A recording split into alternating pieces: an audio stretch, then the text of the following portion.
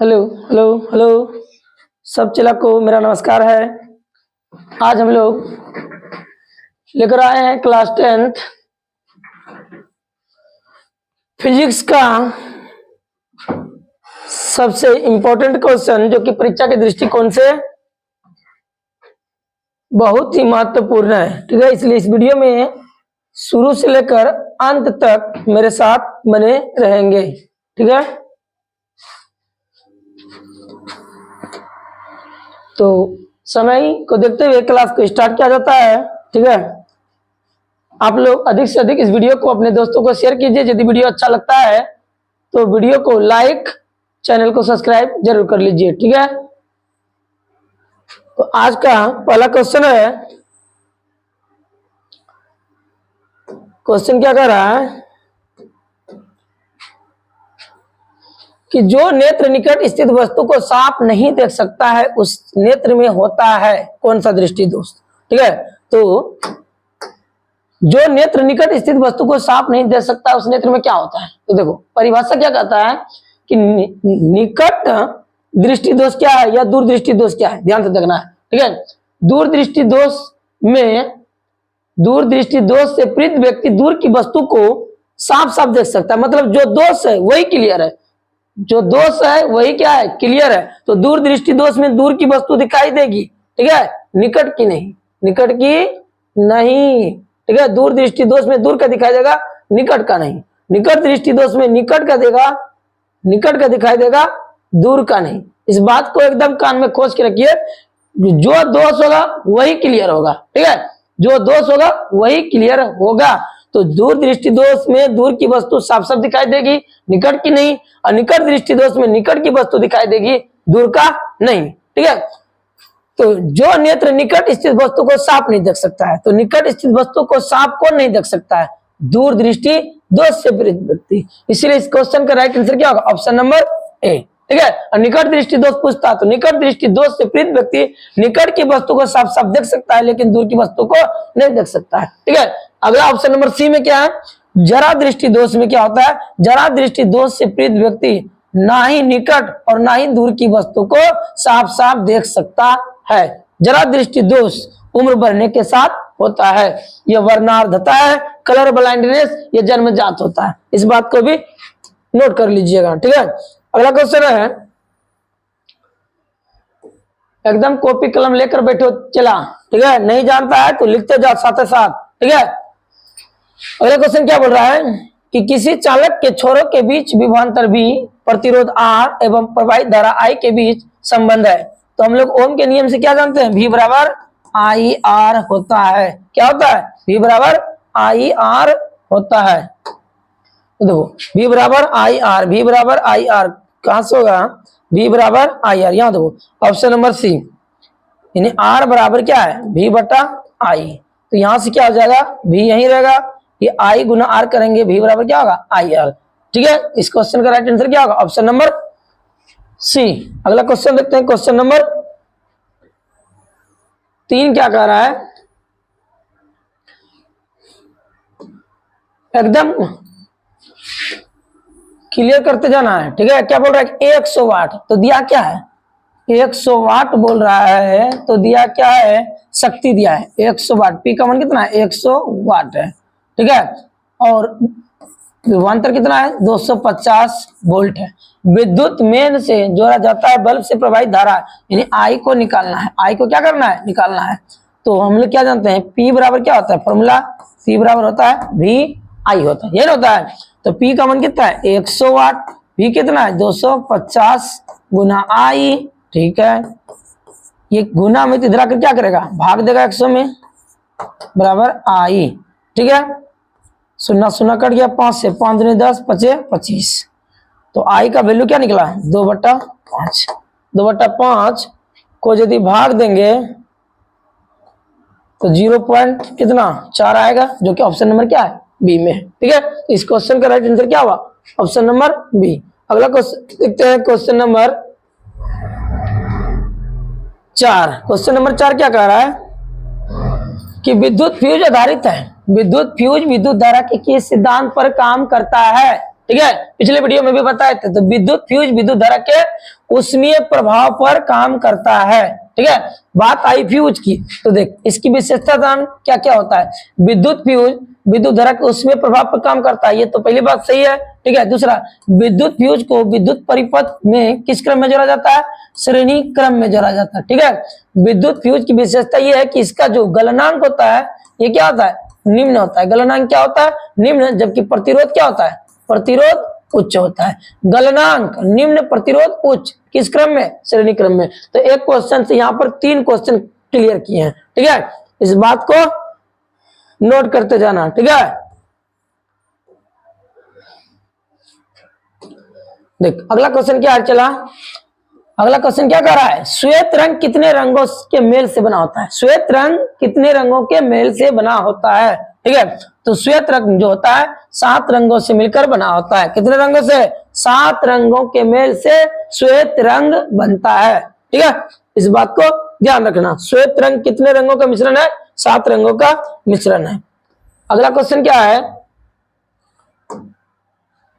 कि जब किसी चालक से विद्युत धारा प्रवाहित की जाती है तो गतिशील कण क्या होते हैं। तो जब किसी चालक से विद्युत धारा प्रवाहित की जाती है तो इलेक्ट्रॉन प्रवाहित होता है। क्या होता है, इलेक्ट्रॉन। गतिशील कण क्या होता है, इलेक्ट्रॉन होता है। ठीक है, इलेक्ट्रॉन। ठीक है, अगला क्वेश्चन है क्वेश्चन नंबर 7। अगला क्वेश्चन क्या बोल रहा है कि पवन विद्युत जनित्र में पवन की चाल कम से कम कितनी होनी चाहिए। मतलब क्वेश्चन ये कह रहा है कि पवन से विद्युत ऊर्जा, पवन से ऊर्जा प्राप्त करने के लिए पवन की चाल कम से कम कितनी किलोमीटर पर आवर होनी चाहिए। तो इसके लिए कम से कम 15 किलोमीटर प्रति घंटा होनी चाहिए।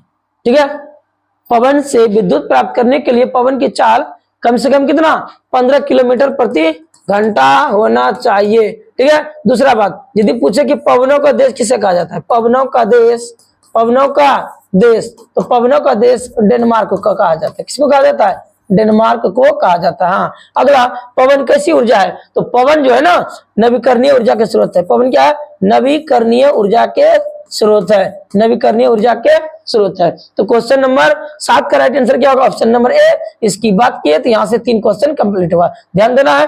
अगला क्वेश्चन क्या कह रहा है कि किसी कोलाइडी विलयन में निलंबित कणों से प्रकाश के प्रकीर्णन को क्या कहा जाता है। ये कहा जाता है आपका टिंडल प्रभाव, टिंडल इफेक्ट। क्या कहा जाता है, टिंडल प्रभाव कहा जाता है। अगला क्वेश्चन क्या है, क्वेश्चन नंबर कितना है, 9। अगला क्वेश्चन क्या है कि R ओम प्रतिरोध वाले N प्रतिरोधों को समांतर क्रम में जोड़ा जाता है। R यानी कि R ओम प्रतिरोध वाले इस तरह N प्रतिरोधों को क्या किया जाता है, समांतर क्रम में जोड़ा जाता है। इसके लिए तुल्य प्रतिरोध जोड़ना, R1 plus R2 plus R3 plus dot dot dot dot dot dot यानी कि R/N यानी N प्रतिरोध। तो इसके लिए तुल्य प्रतिरोध जो होता है ये क्या हो जाएगा, R/N हो जाएगा। क्या हो जाएगा, R/N हो जाएगा। जबकि इसको श्रेणी क्रम में जोड़ा जाता है तो ये क्या होता है, NR होता है। इसके लिए तुल्य प्रतिरोध क्या होता है, NR। किसके लिए, ये श्रेणी क्रम के लिए है। ठीक है, कि N प्रतिरोधों को श्रेणी क्रम में जोड़ा जाए तो तुल्य प्रतिरोध कितना होगा, NR। और जबकि समांतर क्रम में जोड़ेंगे, समांतर क्रम में जोड़ेंगे तो उसके लिए क्या होगा, R/N हो जाएगा। ठीक है, इस बात को ध्यान देना है। ठीक है, अगला क्वेश्चन क्या कर रहा है, क्वेश्चन नंबर 10 कि चंद्रमा पर खरे अंतरिक्ष यात्री को आकाश का रंग कैसा दिखाई देता है। तो चंद्रमा पर खरे अंतरिक्ष यात्री को आकाश का रंग कैसा दिखाई देता है, नीला, उजला, काला, लाल। नहीं, देखो नीला ऑप्शन फर्स्ट में दिया है आपको बोरा में जाने के लिए। एक जरा भी गलत होगा तो क्या होगा, सबसे पहले आप नीला मार दोगे, जो कि क्या होगा, गलत होगा। क्या पूछ रहा है, चंद्रमा पर खरे अंतरिक्ष यात्री को, यानी चंद्रमा पर से खड़ा होकर अंतरिक्ष को देख रहा है। अंतरिक्ष में क्या होता है, प्रकीर्णन नहीं होता है। और जहां प्रकीर्णन नहीं होगा वहां प्रकाश फैलेगा ही नहीं, अर्थात वहां क्या होगा, आपका रंग काला हो जाएगा। वहां क्या हो जाएगा, काला हो जाएगा। तो अंतरिक्ष यात्री को आकाश का रंग क्या देगा, काला दिखाई देगा, ध्यान रखना है, ठीक है। अगला क्वेश्चन क्या कर रहा है, क्वेश्चन नंबर 11, एकदम छपने वाला सब क्वेश्चन बताया जा रहा है, ठीक है। 1 किलोवाट घंटा यानी 1 किलोवाट घंटा, 1 किलोवाट घंटा बराबर क्या होता है, 3.6 इंटू 10⁶ जूल होता है, नोट कर लो, ठीक है। कार्य का ऐसा मतलब क्या होता है, जूल होता है, इस बात को भी ध्यान रखना, ठीक है। अगला क्वेश्चन क्या कर रहा है, इस क्वेश्चन का जो राइट आंसर हो गया है, क्या हो गया, ऑप्शन नंबर सी, ठीक है। अगला क्वेश्चन क्या है,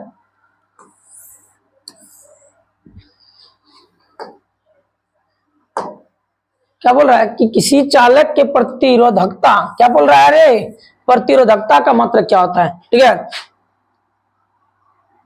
किसी चालक के प्रतिरोधकता का मतलब क्या होता है, ये होता है ओम मीटर, क्या होता है, ओम मीटर। जबकि प्रतिरोध का पूछ देता तब प्रतिरोध का एसआई मात्रक, प्रतिरोध का एसआई मात्रक क्या होता है, ओम होता है। जबकि प्रतिरोधकता का एसआई मात्रक क्या होता है, ओम मीटर होता है, ध्यान रखना है, ठीक है। दोनों, ये भी पूछा जाता है, ये भी पूछा जाता है, ठीक है। अगला क्वेश्चन, क्वेश्चन नंबर 13 क्या कह रहा है,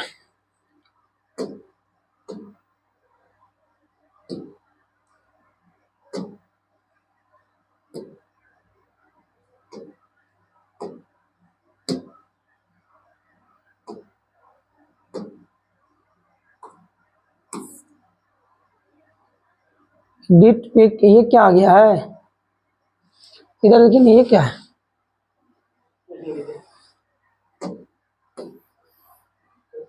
क्वेश्चन नंबर 13, स्पेक्ट्रम प्राप्त करने के लिए किसका उपयोग किया जाता है, तो स्पेक्ट्रम प्राप्त करने के लिए प्रिज्म का प्रयोग किया जाता है। ये क्या है, प्रिज्म है, क्या है, प्रिज्म। और एक साधारण प्रिज्म जो होता है कितने सतहों से, 5 सतहों से घिरा रहता है, इस बात को भी क्या करना है, नोट कर लेना है, ठीक है। एक साधारण प्रिज्म कितने सतहों से, 5 सतहों से घिरा रहता है। तो साधारण प्रिज्म कितने सतहों से, 5 सतहों से घिरा रहता है। यहाँ क्वेश्चन क्या बोल रहा है कि स्पेक्ट्रम प्राप्त करने के लिए किसका उपयोग किया जाता है, ये किया जाता है किसका, प्रिज्म का, ठीक है। और एक साधारण प्रिज्म कितने सतहों से घिरा रहता है, 5 सतहों से घिरा रहता है, ठीक है। अगला क्वेश्चन क्या कर रहा है, गला फंस गया है यार पढ़ाते पढ़ाते, ठीक है। अगला क्या कर रहा है कि किसी बल्ब से 1 मिनट में 120 कूलम आवेश प्रवाहित हो रही है, तो विद्युत धारा का मान क्या होगा, ठीक है। 1 मिनट में, टाइम कितना दिया है, समय कितना दिया है, टाइम है 1 मिनट, 1 मिनट बोले तो 1 मिनट को सेकेंड में बदल लीजिए, 60 सेकेंड हो गया, ठीक है। क्यू का मान कितना है, 120 कूलम। तो क्या पूछ रहा है, आई पूछ रहा है, आई बराबर वाट, तो क्यू बराबर फॉर्मूला क्या होता है, आई टी, क्यू का मान 120 है, आई निकालना है, टी का मान कितना है, 60 है। तो ये 60 एकम 60, 60 दूनी 120, आई का मान कितना निकला, 2, ये 2 एम्पियर हो जाएगा, कितना होगा, 2 एम्पियर, ठीक। अगला क्या कर रहा है, आप कोशिश करो कि मेरे बताने से पहले इसका उत्तर देने का कोशिश करो, तब आपकी तैयारी। प्रतिरोध का एसआई मात्रक क्या होता है, प्रतिरोध का एसआई मात्रक क्या होता है, ओम होता है। प्रतिरोध का एसआई मात्रक क्या होता है, ओम होता है, ठीक। इस क्वेश्चन का राइट आंसर क्या होगा, 15 नंबर क्वेश्चन का right answer option number C, प्रतिरोध का एसआई मात्रक ओम होता है, ठीक है। ऑप्शन नंबर ए क्या है, जूल, जूल किसका एसआई मात्रक होता है, कार्य, ठीक है। ऊर्जा का एसआई मात्रक क्या होता है, जूल होता है। वोल्ट किसका होता है, विभव का होता है, या विभवांतर दे दे उसका भी क्या होता है, यही होता है। एम्पियर किसका होता है, विद्युत धारा का होता है, एम्पियर किसका होता है, विद्युत धारा का, इसको भी नोट करते जाना है, ठीक है। अगला क्वेश्चन क्या बोल रहा है, अगला क्वेश्चन बोल रहा है कि परिपथ में विद्युत धारा की माप किससे की जाती है, परिपथ में विद्युत धारा की माप जो की जाती है ये किया जाता है एमीटर, यानी आमीटर बोलो या एमीटर, एमीटर से की जाती है, किससे की जाती है, एमीटर से। वोल्ट मीटर से क्या मापा जाता है, ये विभवांतर मापा जाता है, क्या मापा जाता है, विभवांतर, ठीक है। अब पूछ दे वोल्ट मीटर को परिपथ में वोल्ट मीटर से क्या मापा जाता है, विभवांतर, और वोल्ट मीटर को विद्युत परिपथ में किस क्रम में जोड़ा जाता है, तो जोड़ा जाता है समांतर। और एक आदर्श वोल्ट मीटर का प्रतिरोध कितना होता है, अनंत होता है। एक आदर्श वोल्ट मीटर का प्रतिरोध क्या होता है, अनंत होता है, ठीक। और एम मीटर से क्या मापा जाता है, परिपथ में विद्युत धारा को मापा जाता है। और एम मीटर को परिपथ में श्रेणी क्रम में जोड़ा जाता है, किस क्रम में जोड़ा जाता है, श्रेणी क्रम में जोड़ा जाता है, ठीक है। और एक आदर्श एम मीटर का प्रतिरोध क्या होता है, शून्य होता है। ठीक है, गैल्वेनोमीटर क्या करता है, विद्युत धारा के विक्षेप को बताता है। क्या करता है, विद्युत धारा के विक्षेप को बताता है। इस बात को भी नोट कर लीजिएगा। ठीक है, अगला क्वेश्चन देखते हैं, क्वेश्चन नंबर 17। क्वेश्चन नंबर 17 क्या कह रहा है कि दाढ़ी बनाने में कौन सा दर्पण प्रयुक्त होता है।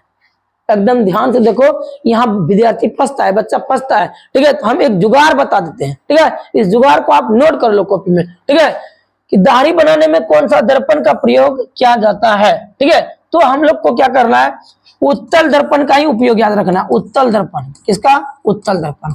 उत्तल दर्पण का मात्र 3 उपयोग होता है। एक होता है साइड मिरर के रूप में, ठीक है, एक होता है स्ट्रीट लाइट, एक होता है स्ट्रीट लाइट, और एक होता है रोड लाइट में, रोड लाइट, रोड लाइट। ये 3 गो उत्तल दर्पण का उपयोग कितना है, 3। साइड मिरर, स्ट्रीट लाइट और रोड लाइट में ही इसका उपयोग होता है।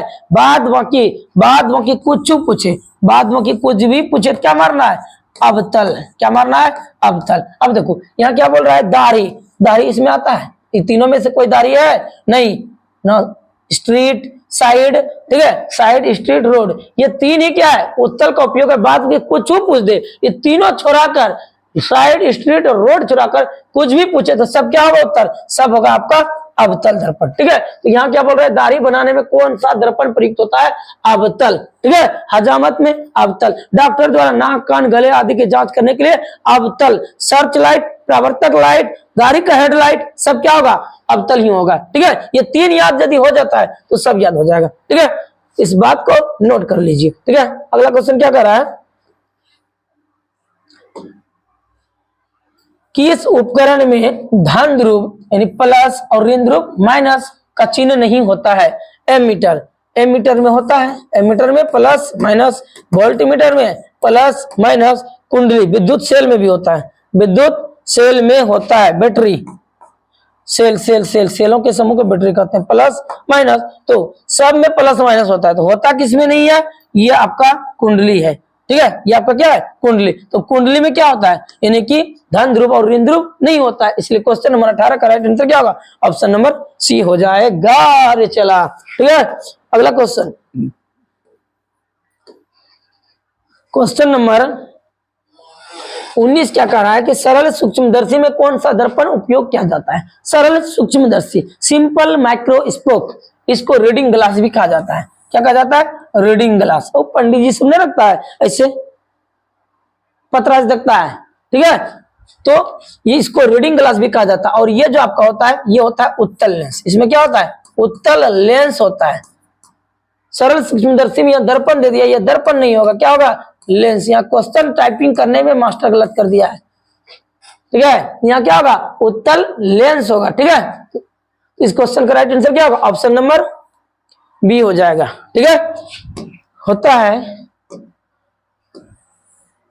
अगला क्वेश्चन क्या कर रहा है कि आम मीटर को विद्युत परिपथ में किस क्रम में जोड़ा जाता है। अभी हम पीछे बताएं कि आम मीटर को परिपथ में श्रेणी क्रम में जोड़ा जाता है। ठीक है, आम मीटर को परिपथ में किस क्रम में, श्रेणी क्रम में जोड़ा जाता है। किस क्रम में, श्रेणी क्रम में। आम मीटर क्या करता है, धारा को मापता है। किसको मापता है, धारा को मापता है। एक आदर्श आम मीटर का प्रतिरोध क्या होता है, 0 होता है। ठीक है, इस बात को एकदम लिख लीजिए, नोट कर लीजिए, 2000 के नोट में इसको नोट कर लीजिए, छपेगा क्वेश्चन यहां से। ठीक है, आगे देखते हैं अगला क्वेश्चन।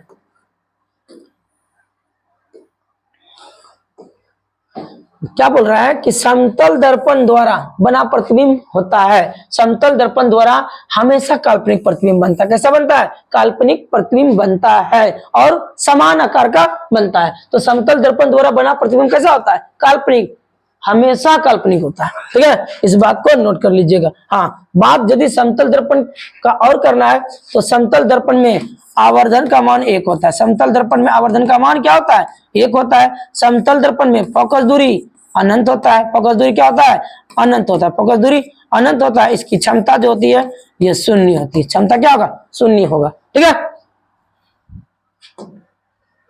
अगला क्वेश्चन है क्वेश्चन नंबर 22। क्या बोल रहा है कि समतल दर्पण की फोकस दूरी कितनी होती है।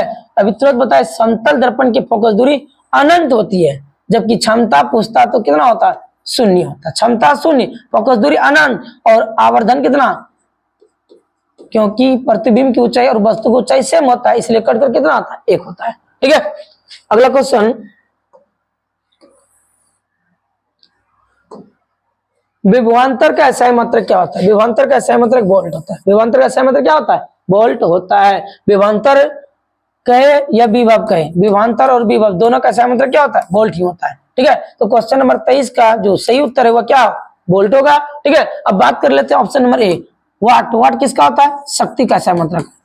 शक्ति का एसआई मात्रक क्या होता है, वाट। विद्युत धारा का एसआई मात्रक कितना, क्या होता है, विद्युत धारा का एसआई मात्रक एम्पियर। यानी एम्पियर किसका एसआई मात्रक होता है, विद्युत धारा का। वाट किसका होता है, शक्ति का।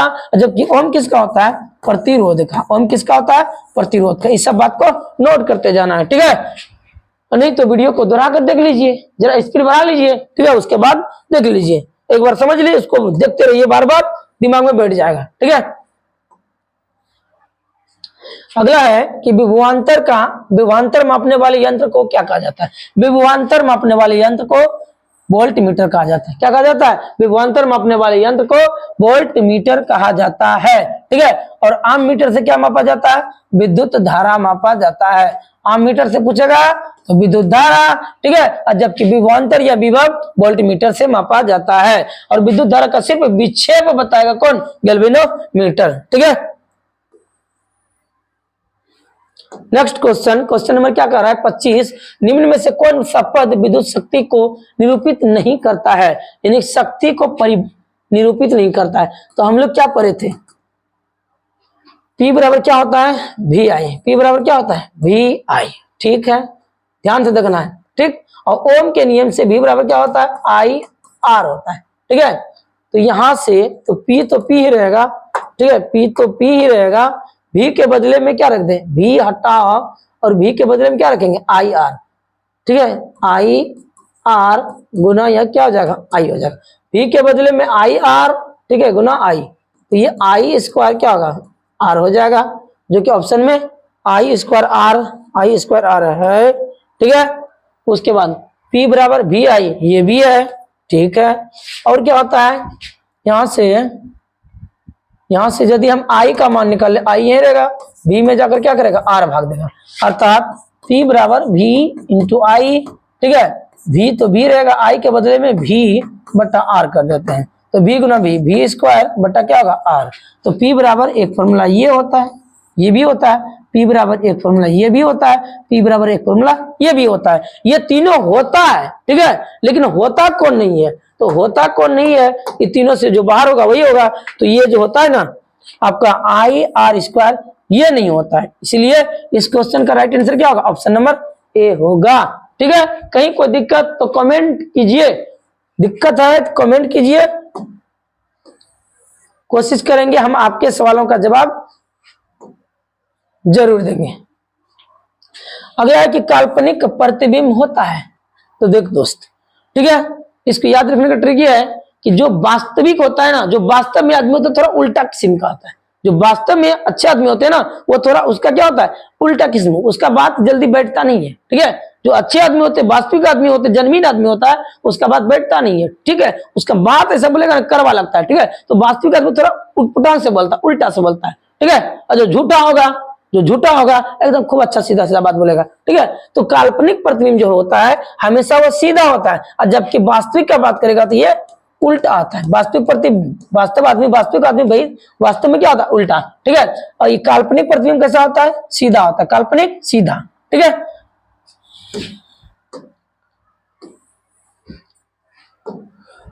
अगला क्वेश्चन क्या बोल रहा है, निम्नलिखित में से कौन नवीकरणीय ऊर्जा के स्रोत का उदाहरण है। नवीकरणीय जो रीन्यूएबल हो, अर्थात जिसका हम बार बार उपयोग कर सकते हैं, जो समाप्ति योग्य नहीं हो, अर्थात जो कभी खत्म नहीं होगा, जिसका हम बार बार उपयोग कर सकते हैं, वो सारे सारे क्या है, नवीकरणीय ऊर्जा के स्रोत है। जैसे आपका महासागरीय तरंग, ठीक है, सौर ऊर्जा, पवन ऊर्जा, ये सब क्या है, नवीकरणीय ऊर्जा के स्रोत है। इसलिए इस क्वेश्चन का राइट आंसर क्या होगा, ऑप्शन नंबर डी, इनमें से सभी।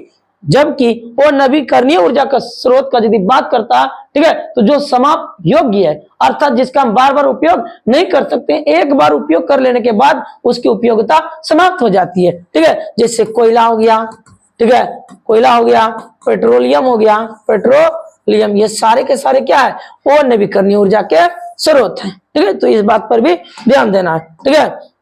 नेक्स्ट क्वेश्चन है,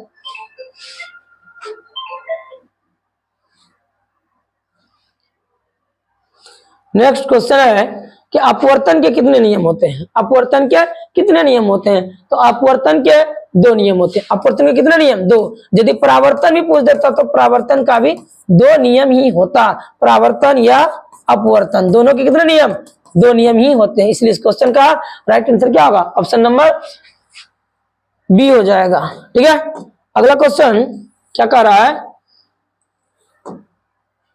कि प्रकाश के किस रंग का तरंगदैर्घ्य सबसे अधिक होता है? प्रकाश के किस रंग का तरंगदैर्घ्य सबसे अधिक होता है?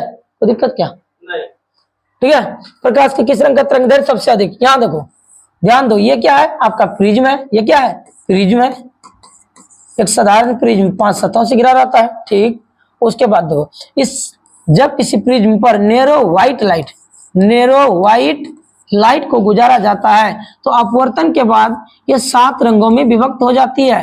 कितने रंगों में? 7 रंगों में विभक्त हो जाती है, ठीक है। इस घटना को प्रकाश का वर्ण विक्षेपण कहते हैं, ठीक है। तो इसमें जो सबसे नीचे होता है वो बैगनी होता है, सबसे ऊपर में क्या होता है? लाल रंग होता है, ठीक है। तो लाल रंग का तरंगदैर्घ्य सबसे क्या होता है? अधिक होता है। लाल रंग का तरंगदैर्घ्य अधिक, यानी नीचे से ऊपर जाएंगे तो तरंगदैर्घ्य यानी डेल्टा लैम्डा का मान क्या होगा? बढ़ेगा। लैम्डा का मान बढ़ेगा, तरंगदैर्घ्य बढ़ेगा। तो सबसे क्या बोल रहा है? किस रंग का तरंगदैर्घ्य सबसे अधिक होता है? तो लाल रंग का तरंगदैर्घ्य क्या होगा? सबसे अधिक होगा।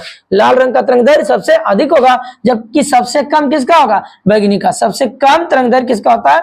बैगनी का होता है। समझ में आ रहा है? ठीक है। अब यदि यहां से क्वेश्चन और बन सकता है, किस रंग का तरंगदैर्घ्य सबसे ज्यादा हुआ? लाल। तो जिसका तरंगदैर्घ्य ज्यादा होगा वह झुकेगा कम, पुष्पा झुकेगा नहीं, ठीक है। तो लाल रंग झुकेगा नहीं, अर्थात लाल रंग का झुकाव क्या होता है? कम होता है। और जबकि बैगनी रंग का तरंगदैर्घ्य कम है, इसलिए इसका झुकाव ज्यादा होता है, ठीक है। तो लाल रंग का तरंगदैर्घ्य ज्यादा है, इसलिए इसका प्रकीर्णन भी कम होगा, जबकि बैगनी रंग का तरंगदैर्घ्य सबसे कम है, इसलिए इसका प्रकीर्णन ज्यादा होगा। और इसीलिए आकाश का रंग हम लोग को क्या देता है? नीला दिखाई देता है, ठीक है। तो इतना क्लियर हो गया इस क्वेश्चन से। अगला क्वेश्चन कि आंख का दान दिया जाने वाला भाग कौन सा है? तो आंख का जो दान दिया जाने वाला भाग है वह क्या होता है? कार्निया होता है। क्या होता है? कार्निया होता है। और ध्यान रहे, आंख यदि दान कर रहा है ना 4 से 6 घंटे के अंदर, 4 से 6 घंटे के अंदर आपको आंख दान करना पड़ेगा, ठीक है। पुतली, एक परितारिका पुतली, पुतली ये क्या है? दृष्टि पटल, जिसको रेटिना कहते हैं, रेटिना। तो आंख में जो प्रतिबिंब बनता है कहां पे बनता है? इमेज जो बनता है आंख में कहां बनता है? इसी रेटिना पर बनता है, वास्तविक तथा उल्टा। नेक्स्ट क्वेश्चन क्या कर रहा है? क्वेश्चन नंबर 31 चल रहा है, ठीक है। वीडियो कैसा लग रहा है? क्वेश्चन अच्छा है या नहीं है? कमेंट करके आप लोग बताइए, ठीक है। ये जो सेट बनाया है सही सेट बनाया है आपके हिसाब से या नहीं, ठीक है। 1 एंगस्ट्रम का मान कितना होता है? तो 1 एंगस्ट्रम बराबर होता है 10⁻⁻10 मीटर, ठीक है। इस मीटर को यदि हम सेंटीमीटर में बदले तो यहाँ क्या होगा? 100 हो जाएगा, और ये सेंटीमीटर में आ जाएगा 100। क्या ले सकते हैं? 10⁻2। आधार समान है तो पावर क्या होगा? जुटेगा, ठीक है। और 10⁻⁻8 सेंटीमीटर। 1 एंगस्ट्रम को यदि मीटर में पूछे तो 10⁻⁻10, 1 एंगस्ट्रम को यदि सेंटीमीटर में पूछे तो 10⁻⁻8 होता है। लेकिन यहाँ पूछा क्या? 1 एंगस्ट्रम बराबर, सब यहाँ जो ऑप्शन दिया सब क्या है? मीटर में है, तो मीटर वाला क्या होगा? 10⁻⁻10 मीटर होगा इस क्वेश्चन का राइट आंसर, ठीक है। अगला क्वेश्चन,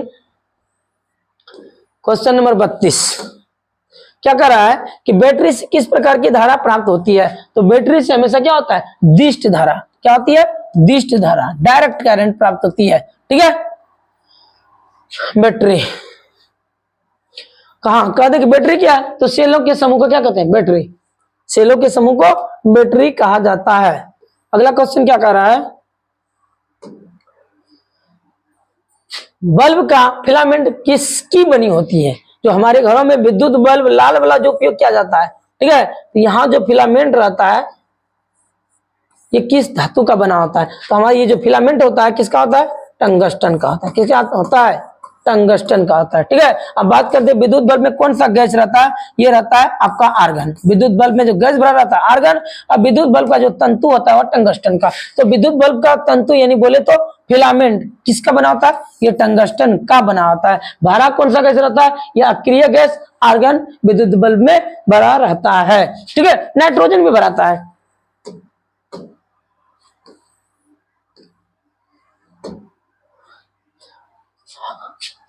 अगला क्वेश्चन क्या कर रहा है कि विद्युत फ्यूज परिपथ में किस क्रम में जुड़ा रहता है, जुदा नहीं, जुड़ा रहता है, ठीक है, जुड़ा रहता है। तो विद्युत फ्यूज विद्युत परिपथ में श्रेणी क्रम में जुड़ा रहता है। किस क्रम में जुड़ा रहता है, श्रेणी क्रम में जुड़ा रहता है, ठीक है।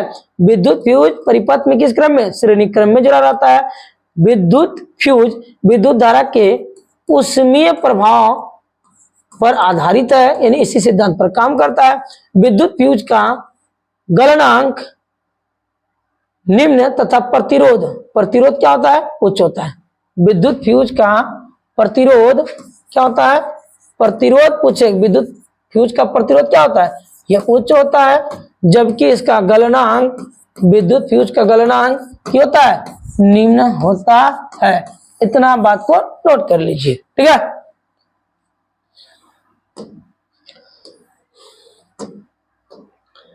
अगला क्वेश्चन है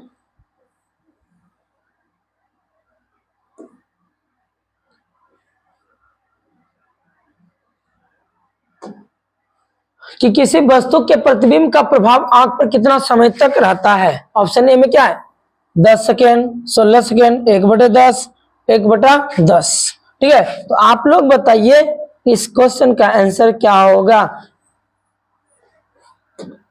मेरे हिसाब से इस क्वेश्चन का right answer option number D है, ठीक है। आप लोग बताओ क्या होगा। अगला क्वेश्चन क्या कह रहा है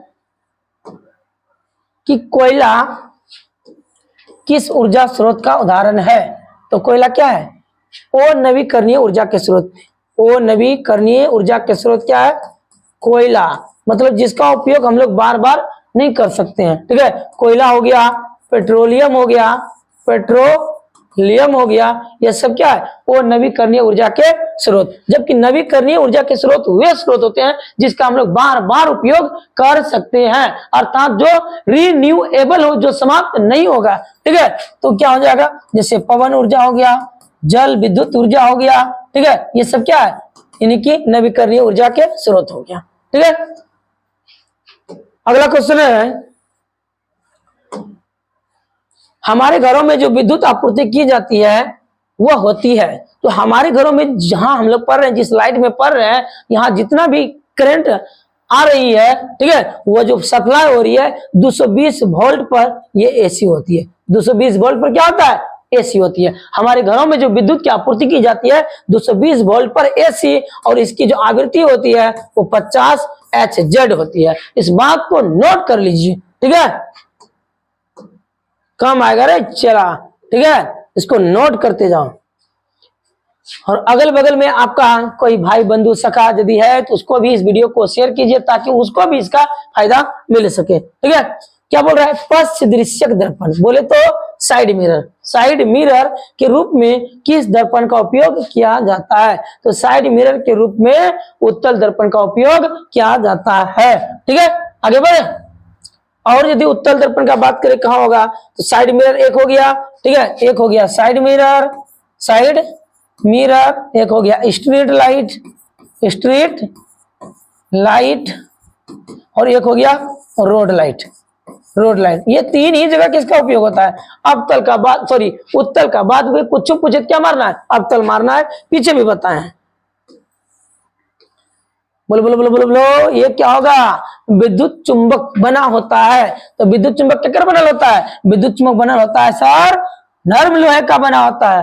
विद्युत चुंबक किसका बना होता है, नर्म लोहे का बना होता है। जबकि अस्थायी चुंबक का बात करें, ठीक है, अस्थायी चुंबक का बात करें तो ये इस्पात का बना होता है। अस्थायी चुंबक किसका बना होता है, इस्पात का, जबकि विद्युत चुंबक बना होता है आपका नर्म लोहे का। इसलिए इस क्वेश्चन का राइट आंसर क्या होगा, ऑप्शन नंबर बी होगा,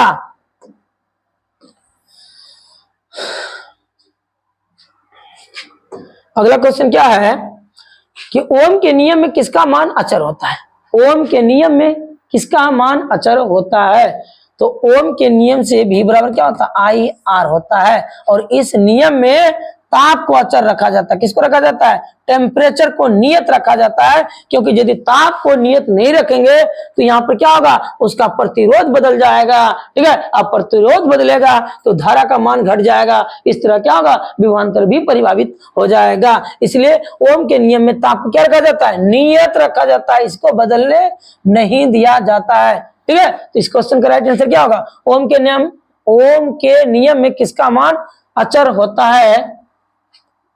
तो इसमें ऑप्शन ही नहीं है। इस क्वेश्चन के हिसाब से ये सही है, इनमें से कोई नहीं, क्योंकि इसमें ताप है ही नहीं। इसमें ताप क्या है ही नहीं, जबकि इस क्वेश्चन का राइट आंसर क्या होता है? ताप। ताप यदि नहीं है तो एक ऑप्शन ये है, इनमें से कोई नहीं, तो इसको सही करना पड़ेगा इस क्वेश्चन के हिसाब से। ठीक है,